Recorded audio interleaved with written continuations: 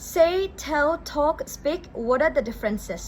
okay say ကကြတော့ listener မပါတဲ့အခါမျိုးမှာကိုပြောချင်တဲ့စကားဒီ exact words ကို focus လုပ်ချင်တဲ့အခါမျိုးမှာသုံးတယ် for example she said I'm exhausted ငါအရင်ပင်ပန်းနေတယ်လို့သူပြောတယ်ပေါ့နော်နောက်တစ်ခုကကြတော့ what did you just say what are you saying နင်ဘာပြောလိုက်တာလဲနင်ဘာပြောနေရလဲပေါ့နော်ဒါပေမဲ့ apply တို့ကတရားရက်ကိုပြောတယ်ဆိုပြီးတော့ listener ပါတဲ့အခါမျိုးမှာကျတော့ said to နဲ့သုံးရတယ်ပေါ့နော်he said to me that he was sick သူနေမကောင်းဘူးဆိုတဲ့ဟာကိုသူငါ့ကိုပြောတယ်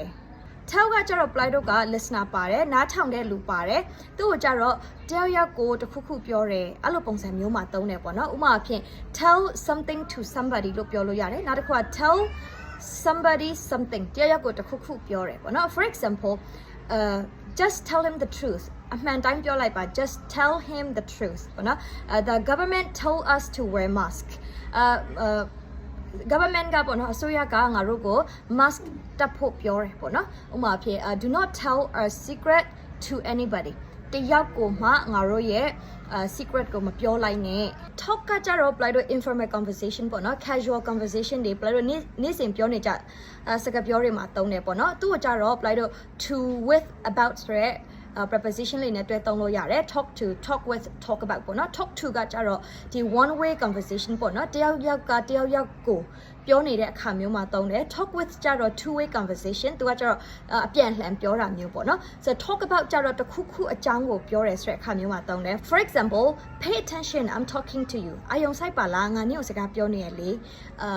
I talked with my mom all evening အမေနဲ့တညနေလုံးစကားပြောခဲ့တယ်ပေါ့နော်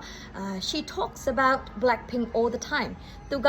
Blackpink အကြောင်းကိုအမြဲတမ်းပြောနေတာပဲ speak ကကြတော့ဒီ formal conversation တွေမှာသုံးတယ်နောက်တစ်ခါ communicate လုပ်တဲ့အခါတွေမှာနောက်ထပ်ဘာသာစကားတွေပြောတဲ့အခါမှာကျတော့ apply တော့ speak ကိုသုံးတယ်ပေါ့နော် for example my mother speaks 3 languages အမေကဘာသာစကား3မျိုးပြောတတ်တယ်ပေါ့နော်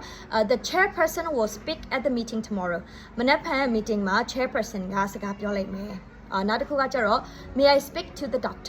doctor နဲ့စကားပြောကြည့်လို့ရမလားပေါ့နော်ဒီနေရာမှာကျတော့ like တမျိုးကြပြောချင်တယ်ဆိုရင်